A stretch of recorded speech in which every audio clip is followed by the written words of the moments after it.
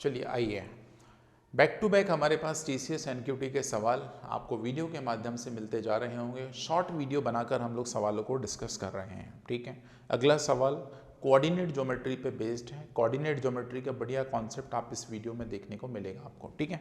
आइए, क्या लिखा है, in a triangle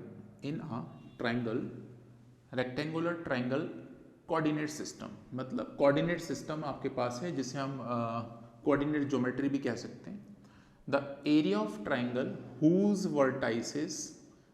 vertices have the coordinates and so, मतलब एक कोई ट्राइंगल है, हमें ये नहीं पता ये ट्राइंगल कौन सा है। पहली कंडीशन तो ये बात दिमाग में रख लो, हमें ये बिल्कुल भी नहीं पता कि ये ट्राइंगल कौन सा है, तो हम बाय डिफॉल्ट स्केलर ट्राइंगल बना के चलते हैं, ठीक है। हमने मान लिया कि इनके कोऑर्डिनेट, जो ए कोऑर्डिनेट है वो 4 और 0 है, ठीक है। दूसरा मान लेते हैं इसको बी, और इसके कोऑर्डिनेट यहाँ पे लिख देते हैं ये 6 और 3 है। तीसरा वाला कोऑर्डिनेट सी मान लेते हैं जिसके कोऑर्डिनेट वैल्यू है 6 और -3। अब सबसे इंपॉर्टेंट, हमें जब भी एरिया निकालना हो तो एरिया निकालने का सबसे इंपॉर्टेंट आपको फॉर्मूला पता होना चाहिए। तो एरिया के अलग अलग फॉर्मूले हैं ट्राइंगल के हिसाब से।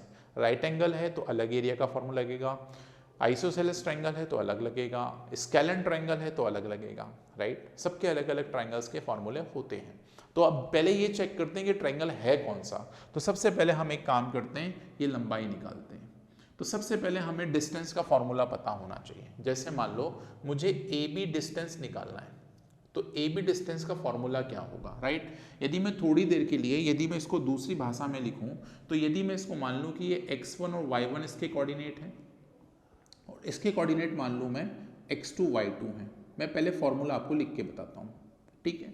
तो अब आप क्या करते हो, अंडर रूट ऑफ क्या, इसके कोऑर्डिनेट x2 माइनस x1 पहले वाले कोऑर्डिनेट का होल स्क्वायर, फिर प्लस लगाते हो, फिर इसके कोऑर्डिनेट ले लो y2 माइनस y1 का होल स्क्वायर। ये एक छोटा सा फॉर्मूला अपनी कॉपी में लिख लो। जब भी किन्हीं भी दो कोऑर्डिनेट के बीच में जो लाइन होती है, उन लाइन की डिस्टेंस निकालना है, तो आप इस वाले फॉर्मूले को ध्यान से अपनी कॉपी में लिख लो, ठीक है। अब मेरा यही फॉर्मूला लगने वाला है इस पूरी कहानी में। देखो, अब मैं ज़्यादा इधर ना लेके वहीं सॉल्व कर देता हूँ। देखो, 6 में से 4 जाएगा, 2 बचेगा, और 2 का स्क्वायर करेंगे तो 4 मिलेगा, राइट। दिमाग में सारी बातें रखो। यहाँ पे आपके पास एक 4 आ गया, फिर 3 में से 0 जाएगा तो आपके पास 3 ही मिलेगा, राइट। और 3 का स्क्वायर करेंगे तो 9 आएगा। लिख देते हैं, चलो। कई सारे बच्चे बोलेंगे सर एक आध तो कुछ लिख के बता दो। हाँ चलो, देखो मैंने पहला वाला कोऑर्डिनेट ले लिया ए बी, तो यहाँ से 6 माइनस, देखो माइनस कर रहे हैं, तो 6 माइनस 4 कितना हो गया, 2, और यहाँ पे स्क्वायर बाय डिफॉल्ट लगा है, ठीक है। ऐसे y2 माइनस y1, तो 3 माइनस 0 कितना जाएगा, 3, तो 3 का स्क्वायर, ये हो जाएगा 4, और ये हो जाएगा 9, 9 और 4 होता है 13, मतलब हमारे पास ये जो वैल्यू आएगी वो √13 आएगी। तो मुझे ये मालूम पड़ गया, ये जो वैल्यू आपके पास आई है ये √13 है। आई थिंक इतनी बात क्लियर है आप सभी को, ठीक है। अब चलते अपन लोग इस तरफ में, तो वही 6 माइनस 4 कितना होगा, फिर से 2, 2 का स्क्वायर कितना हो जाएगा, 4, माइंड में लिख लो 4। ऐसे अपन लोग इसको जब इससे माइनस करेंगे तो ये माइनस का 3 है, ये 0 है, तो कोई फर्क नहीं पड़ता भाई, 3 ही आएगा। 3 का स्क्वायर 9 हो जाएगा, क्योंकि स्क्वायर में माइनस वाली वैल्यू वो भी प्लस हो जाती है। तो ये भी कहीं ना कहीं आपके पास कितना मिला, 13 ही है।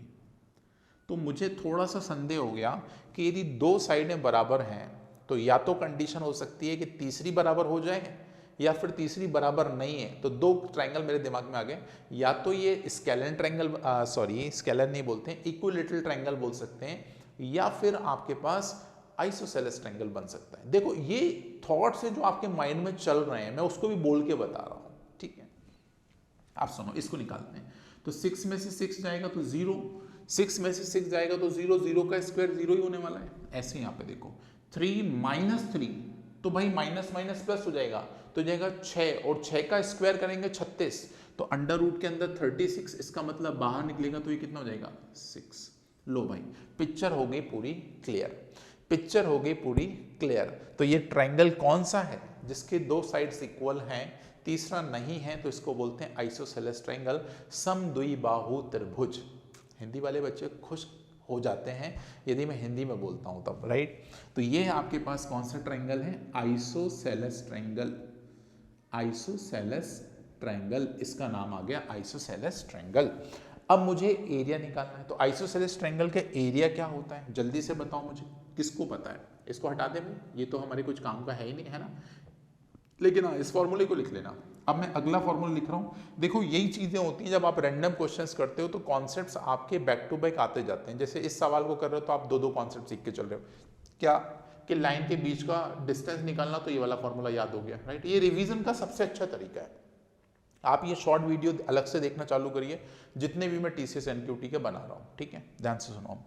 तो अब मेरे पास क्या आ गया है, ध्यान से सुनना, मुझे अब एरिया निकालना है। तो एरिया क्या होगा दोस्त, तो अब मैं छोटा सा एक ट्रायंगल बनाता हूँ। यहाँ पे ये दिख रहा है सबको, छोटू सा ट्रायंगल, ये छोटू सा ट्रायंगल, राइट। मैं बोलता हूँ ये दोनों साइडें ए हैं जो बराबर हैं, और ये वाली साइड जो बराबर नहीं है, तो इसको मैंने बी मान लिया, ठीक है। तो फॉर्मूला क्या बनता है,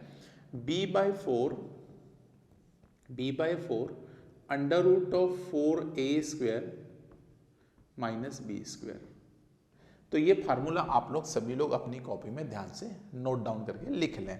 तो आओ जरा इस फॉर्मूले अपन लोग सारी की सारी वैल्यू डालते हैं, राइट। तो b मतलब क्या हो गया, जो अनइक्वल साइड है, तो 6/4 हो गया, ठीक है।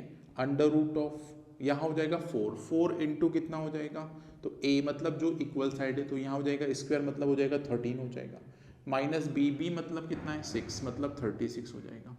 यहाँ तक तो कोई दिक्कत है ही नहीं, और वैसे तो पूरे सवाल में दिक्कत नहीं है, आसान सवाल है।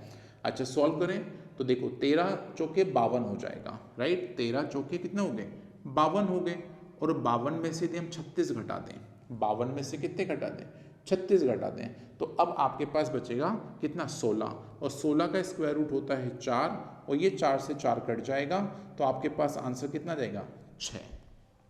ये रहा ऑप्शन नंबर 1।